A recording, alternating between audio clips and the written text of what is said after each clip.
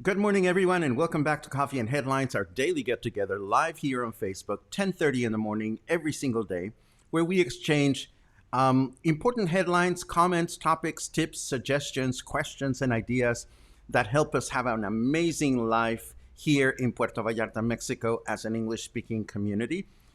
Today is Sunday, October 25th. It is 10:30 in the morning local time. Yes, Mexico went through the time change.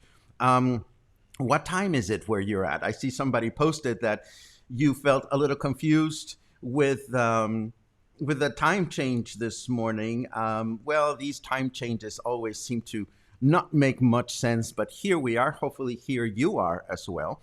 And if by any chance you happen to be new to these broadcasts, please let us know by writing the word new in your comment. If you have important questions that you want to share with us, please add the letter Q.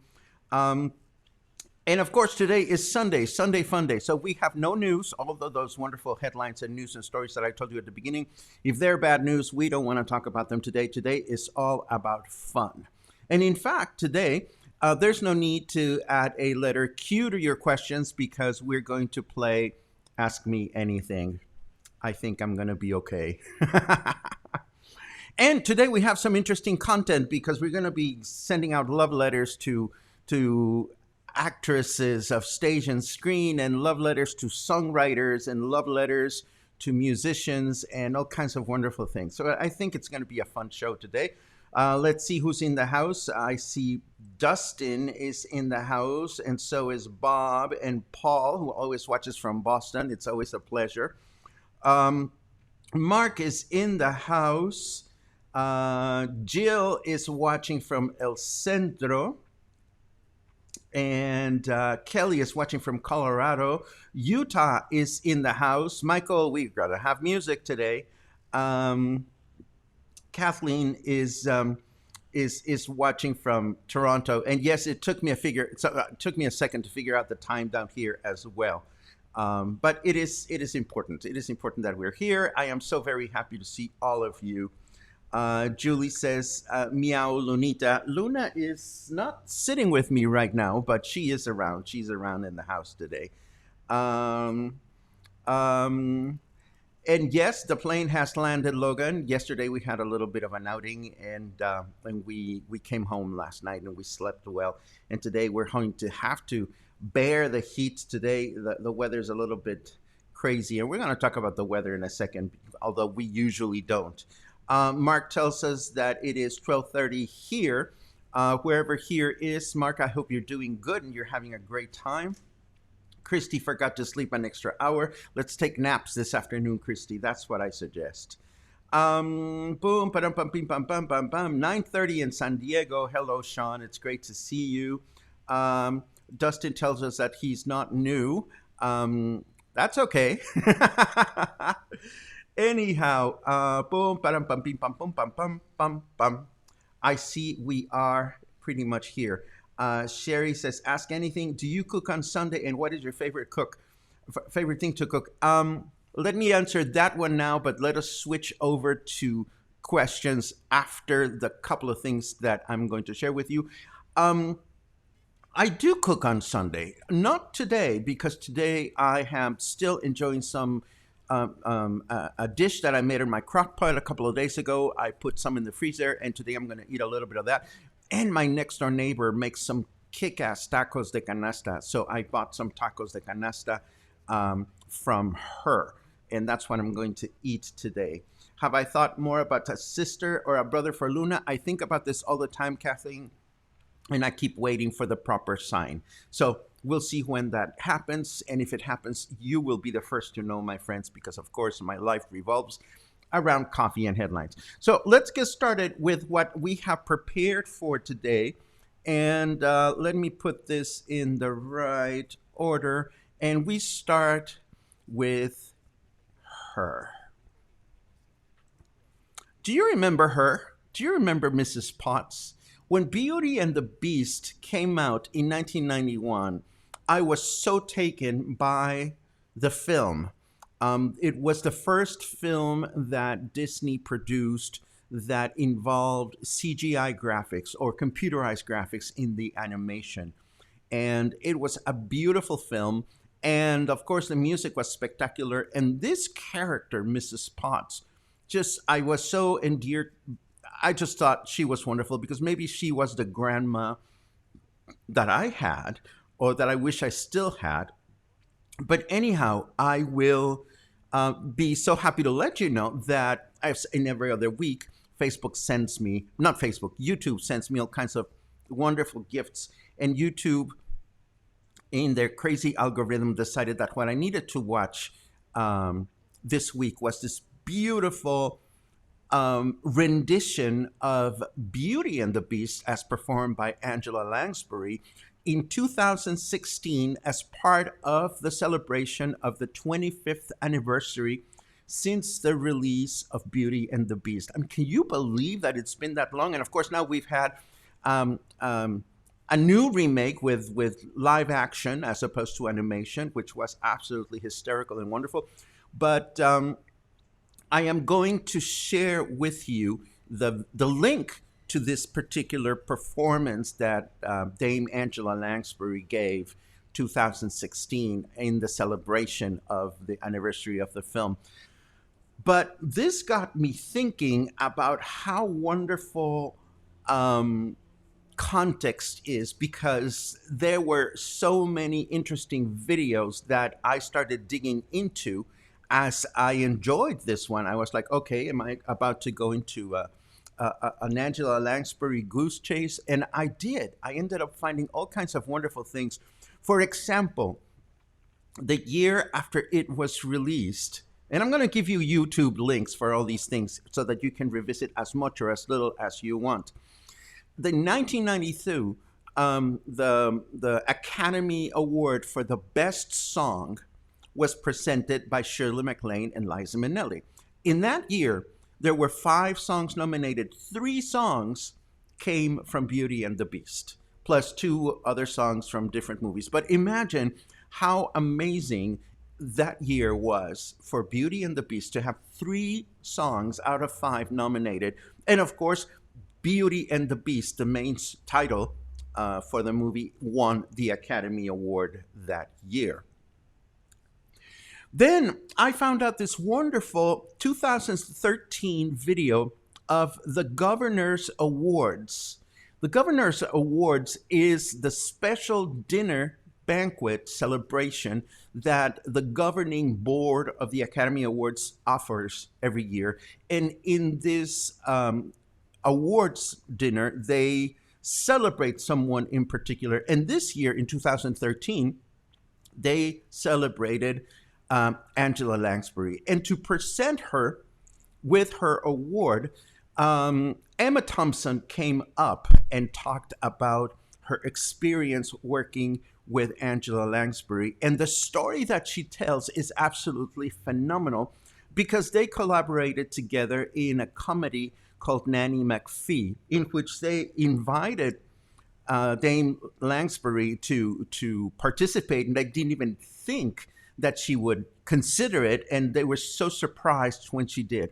Anyhow, there is one specific, this is the greatest anecdote that Emma Thompson shared about what it is like to work with somebody as amazing and spectacular as Angela Lansbury. And there is one scene in Nanny McPhee, which I've never seen, by the way.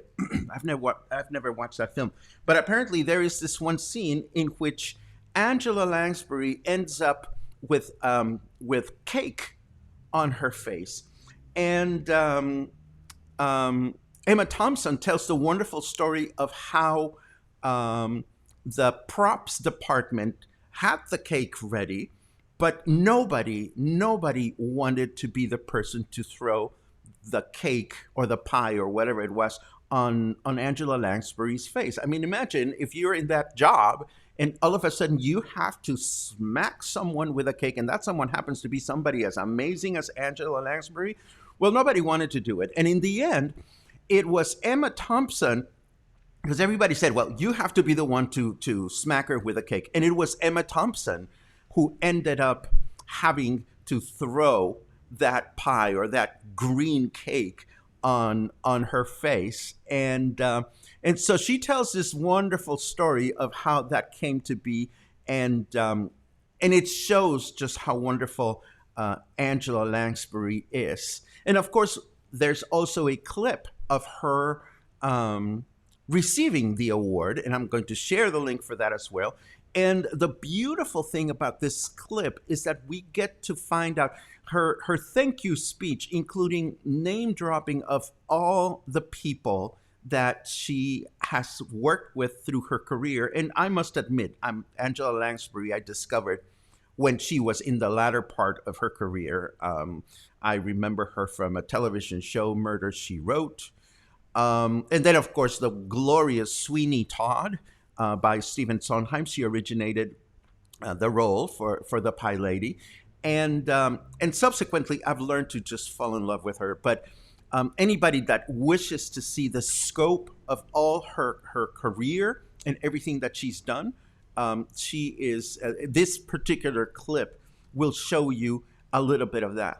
And then I came up with this other amazing clip, which had to do with animation. It was a keynote presentation, also in the context of the 25th anniversary of the movie. And here, Angela Lansbury gets to tell the story of how she first found out about the role, how she found the voice for Mrs. Potts. And it is absolutely wonderful to watch this. And then there's this other amazing clip, and this brings even more context to what's going on. Back in the late 90s, when Beauty and the Beast was released, well, AIDS was a big thing, and AIDS was taking lives left and right. And of course, we were starting to find out about important people from the film and television and theater industry that unfortunately lost their lives to AIDS. And one of those people was Howard Ashman. Howard Ashman is one of the two songwriting team of Alan Menken and of course Howard Ashman. They worked together in the music for Beauty and the Beast. And unfortunately, Howard Ashman lost his life to AIDS before the movie was finished. He got to see some rough versions of the movie, but he never got to see the full film. But there's this particular still that I'm sharing with you comes from yet another featurette that I found on YouTube, in which Howard Ashman, the surviving partner of the songwriting team, talks about how AIDS shaped Disney in those times, because they were the most important songwriters for Disney at the time, and they were at the top of their game, of course. So he talks and he plays music and talks talks about specific memories that he has of what Howard Ashman was going through during this particular period. And again, I'm going to share links to all of this once we get done with the show. Let me see. I see all kinds of wonderful comments, including hellos from dear friends. Jorgito, mwah. I just love seeing my friends here. All of you, I just love seeing you here. Anyhow, let's continue with a little bit more things that I found on YouTube this week that I think you might enjoy. What is next? What is next? Of course, talk about reminiscing. I also stumbled upon this awesome interview that took place this year in 2020, and this is Richard Sherman, one of the two songwriters that wrote the music for Mary Poppins. It was a brother and brother team of songwriters, and they got together with Julie Andrews and Dick Van Dyke to reminisce about the songs and the music of Mary Poppins, and I just loved watching this feature. It was absolutely wonderful, and I'm going to share it with you once we get done. And then, moving right along, I found this, and I wonder if you know who this man is. And if you do, don't say so, because you're going to be very surprised. This very fine, gentle looking pianist is none other, you might recognize him from a photograph taken in his youth, is none other than Benny Andersson. Benny Andersson, he's at the right-hand side of this photograph, and he is one of the four members of ABBA, which, if you don't know ABBA, you've been living in another planet, of course. Now, you may or may not like the ABBA music, but Benny Andersson is an amazing songwriter, an amazing performer, and he teamed up with Deutsche Grammophon, the classical music record label, and he released a beautiful album in which he plays piano, just plays the piano music that he composed. And I'm going to leave you with a clip for Thank You for the Music. The album is beautiful. I own it, and it has all kinds of great songs by ABBA, but just performed with the piano. And then there's a series of glorious interviews that Deutsche Grammophon did with him. They did a whole recording session, a video recording session, where he's sitting at the piano. It's in 3 parts, and he's talking about the songwriting process that he went through when he put together the albums that he produced for ABBA for over a decade, along with his songwriting partner, who's the other male in the quartet, who has a funny name. I'm not even going to try to pronounce it, but this was really, really, really wonderful, and I think you would enjoy it very much. And I believe the last thing that I have to share with you is this. Yes, just earlier today and yesterday, I received somebody flagged me on Facebook about this beautiful film about Day of the Dead in Michoacan, where the context of the film talks about how the arrival of the monarch butterflies to Michoacan and Day of the Dead overlap. And this film is gorgeously produced. I think it's a National Geographic production. I am not sure. But it is gorgeously produced, and it is subtitled in English. It has English subtitles, so you can actually get even more of a context of what Day of the Dead is all about. And I think, given the fact that this year most of the celebrations are going to be virtual because of our circumstances, this is probably another wonderful way in which we can learn more about this celebration. I would like to briefly touch base on the weather, even though we usually don't do that on Sundays, but and why not? It is 29 degrees. It is warm. But I am happy to see that humidity is down 79%.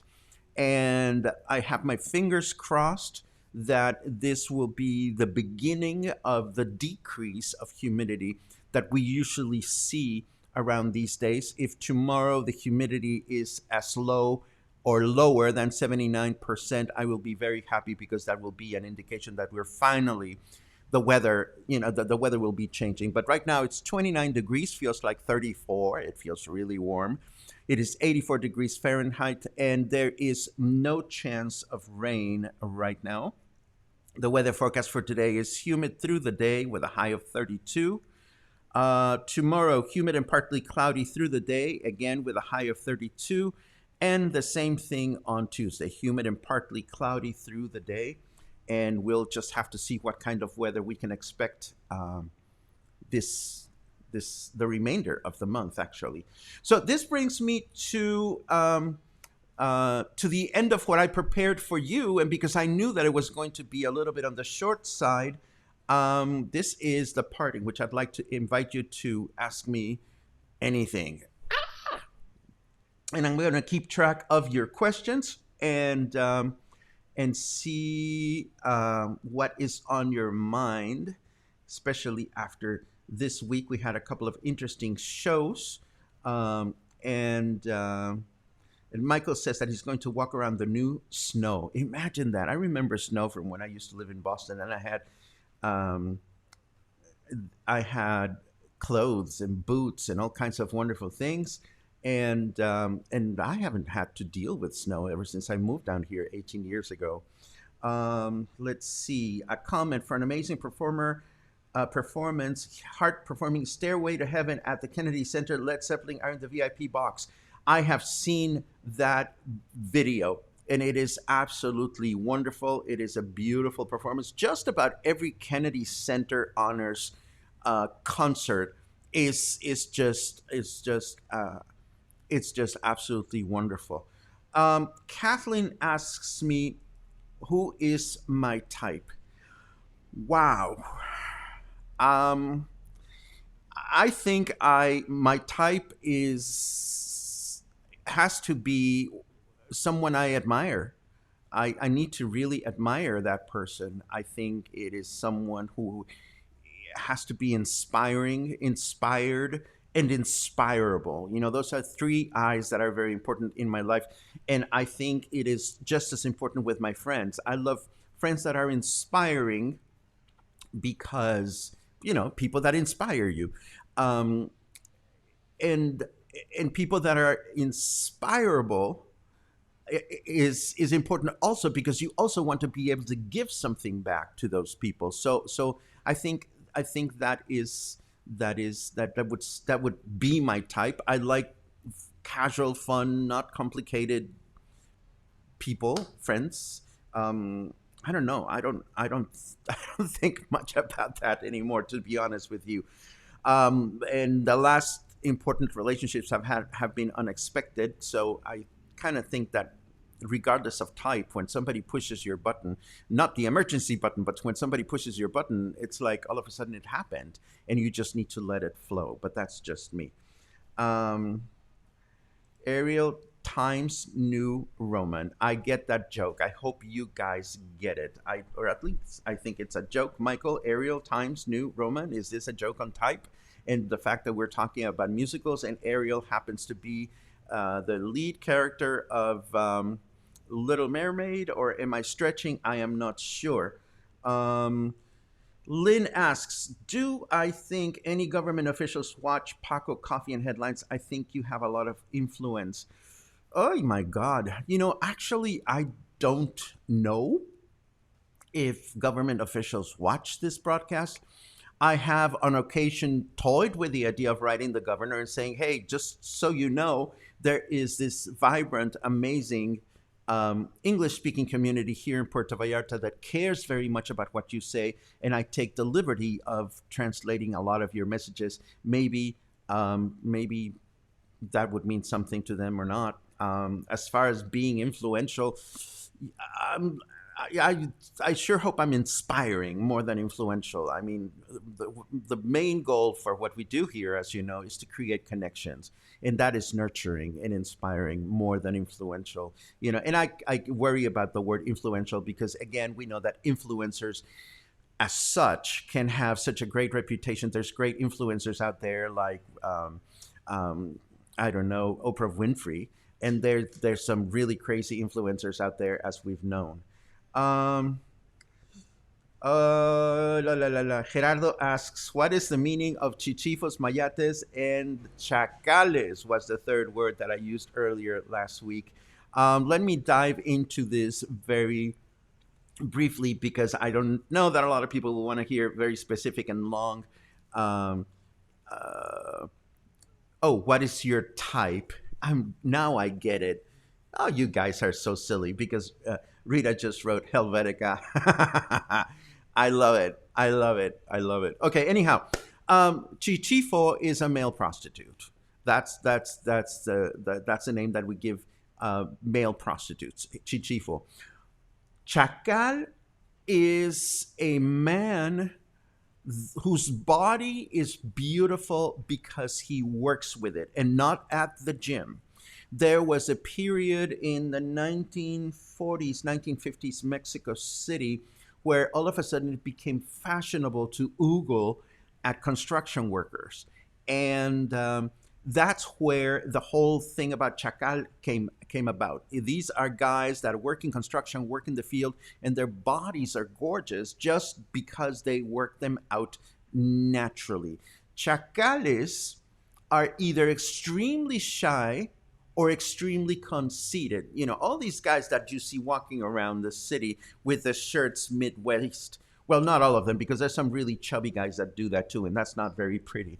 But a self aware chacal enjoys being watched, and they flaunt their body when they're at the construction site or wherever you happen to watch them. They're not gay for the most part, and they don't have sex with men for the most part. We just simply admire them from afar. There are a lot of English speaking women that I know that just drool over them, and many go out of their way to have a relationship with a chacal. So that was Chichifo and chacal. And then mayate. Mayate is the word that we use to describe a guy who has sex with men and enjoys it.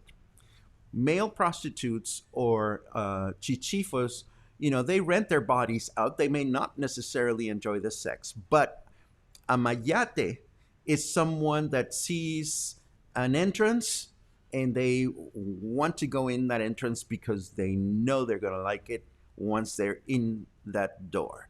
And that's essentially the three tribes that we talked about earlier during the week. Li, la, li, la, li, la, li, la, la. Let's see what else we have. Linda asks, what did I miss? Oh, Linda, can we get started? Let me go back to another question over here. What is my real passion that I want to do for the rest of my life? Um, oh my God. Well, I think what I'm doing is what I want to do the rest of my life. I mean, I'm very, very nurtured by creating connections, by inspiring others. I want to continue talking about the things that I love, which is music and art and life and theater for the rest of my life. That's what I want to do. I want to continue to be able to enjoy live performances of the types of music and theater that I enjoy as much as possible. And I want somebody to scratch my back from time to time. Let's see. Is Luna an indoor outdoor kitty? Just indoors? She is only an indoor girl. How many musical instruments do I play? Do I also write music? I play the piano, I sing, and I play recorder.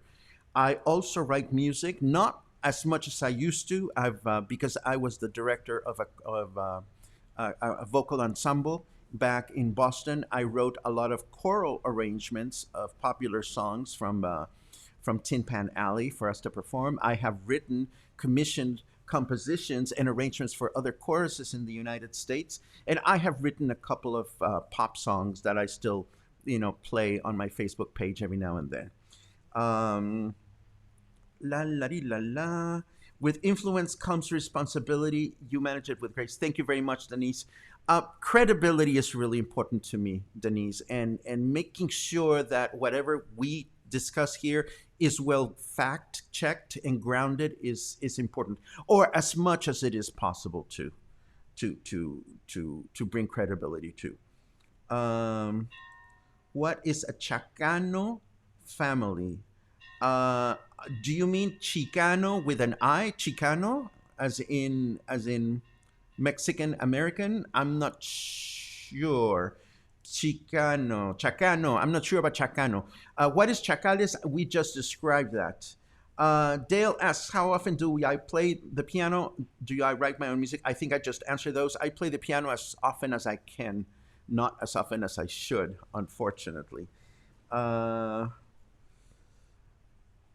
oh my God, Gary, let us sit down and discuss all these very important topics at some point. Um, Chichifos and Red Label, what they drink, Mayate Cerveza, Chacales Tonalla, which is a very, very low grade alcoholic beverages that we can find here. Michelle compares to firefighters. I think you're comparing firefighters to chacales, as in being guys that we fantasize about and so forth and so on. Let's see what else. We love traveling to PV. Coming from Canada, do you have a favorite travel destination? Absolutely yes. My heart has always been and will always be, or at least a slice of it, in San Miguel de Allende, Guanajuato. I love that town, and and I love San Miguel de Allende for a number of reasons. It's a colonial, artistic inclined destination. Number one. Number two. San Miguel de Allende is wonderful because whereas here in Puerto Vallarta you have to drive quite a while to get to any town of consequence, in the state of Guanajuato you drive 30 minutes and all of a sudden you're in a different town, and a different town, and a different town, and it is just wonderful to explore that state with on a vehicle, because there's just so much stuff that you can enjoy. Um, let's see. Chicano. Okay, Chicanos are, oh dear, I don't want to fluff this one because I'd want to look it up. But Chicanos are Mexicans that live in the United States and feel they have their own cultural identity, which is neither American and neither Mexican. I have a couple of friends that live in La Peñita de Jaltemba that are Chicano, or they identify themselves with both cultures equally. For some, the Chicano label is something that is more politically inclined than culturally, and for others, it is the other way around.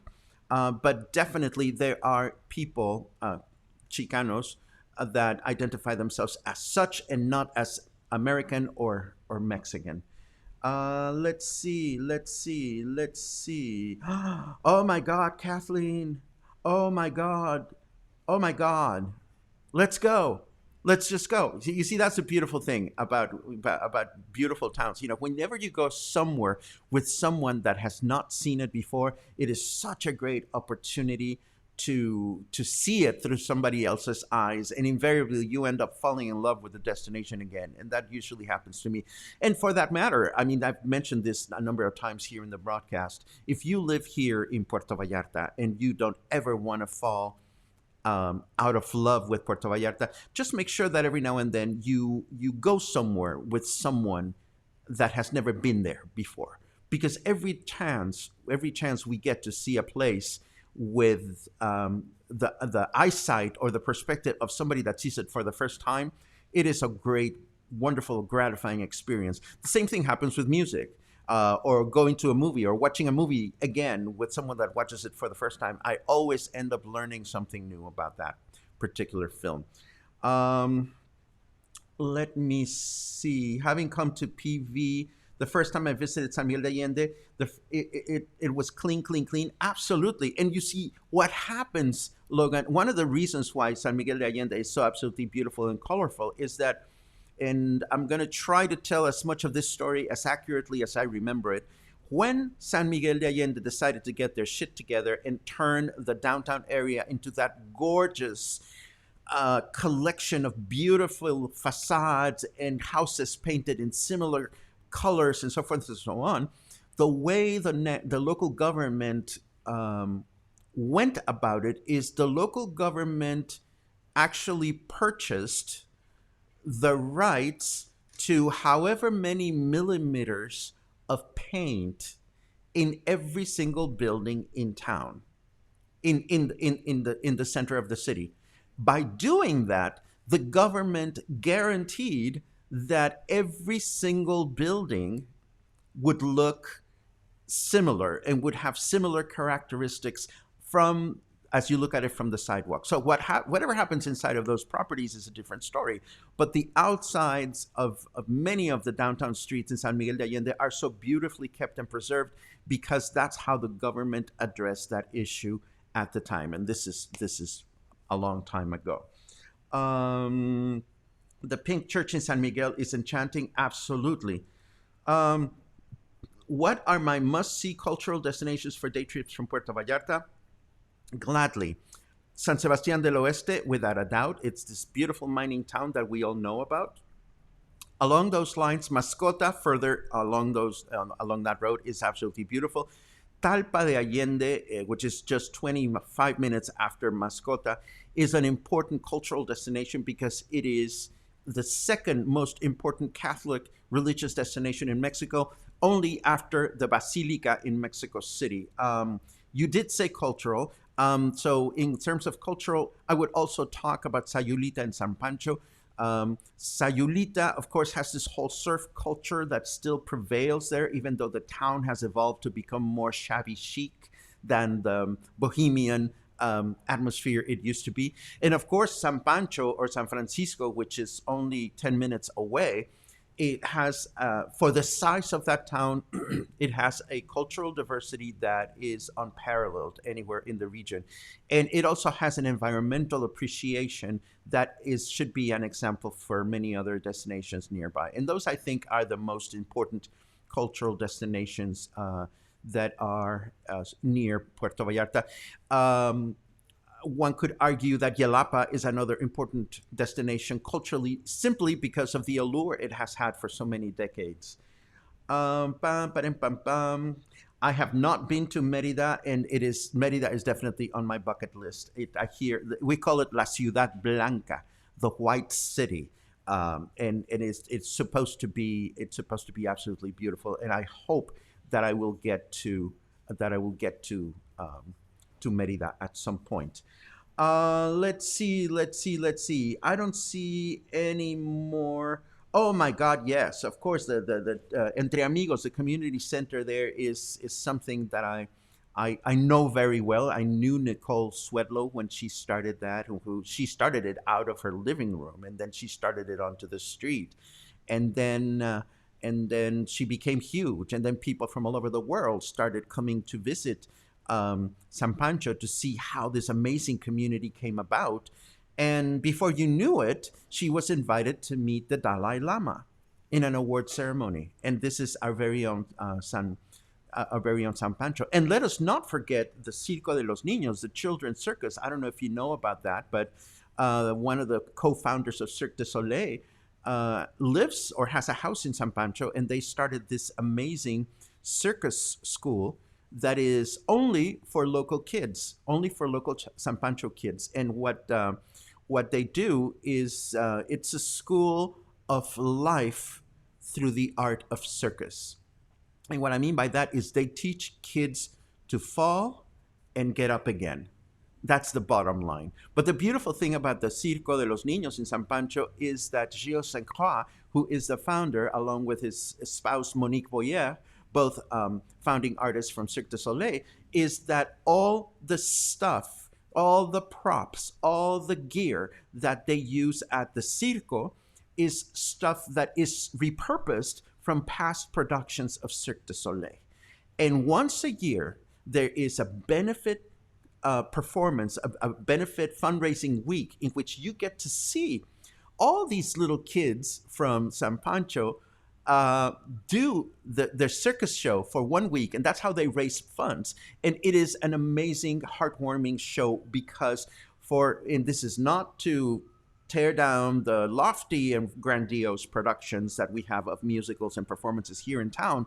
What these kids can do with the most basic tools to stage, illuminate, pace, and create these circus performances is absolutely wonderful. It is so wonderful that there's an ambulance that is going to come fetch me. Can you hear the ambulance in the background? Welcome to Sunday Fun Day. Let's see what else. When is that benefit of the Circo de los Niños? It's usually in the spring. It's usually around February, March. And of course, this year it had to be canceled. I remember they were struggling until the very end of it. Should we have the performances? Should we not have the performances? And of course, they ended up canceling everything for obvious reasons. Okay, my friends, well, that brings us to 10 past 11. I think we've had a fun time answering questions. You guys were very kind. You didn't ask any kinds of crazy Sunday fun day questions, which I would have gladly answered, but you kept it clean, and I appreciate that very much.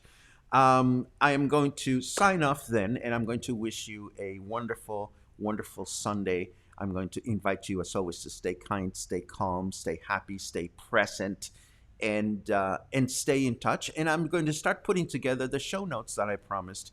And I will throw in websites for the Circo de los Niños, because you seem to be interested in this, and it is one of the most heartwarming nonprofits and cultural causes you might want to consider supporting. So that's it. That's what we have for today. As always, tomorrow we come back with our news. As always, tomorrow will be COVID-19 day, because we know that our governor gives us his weekly update and the weekly numbers this afternoon, every Sunday afternoon. We'll have to see what we can expect for this coming week. Between now and the next time I get together with you, have an awesome day, and I'll see you again soon.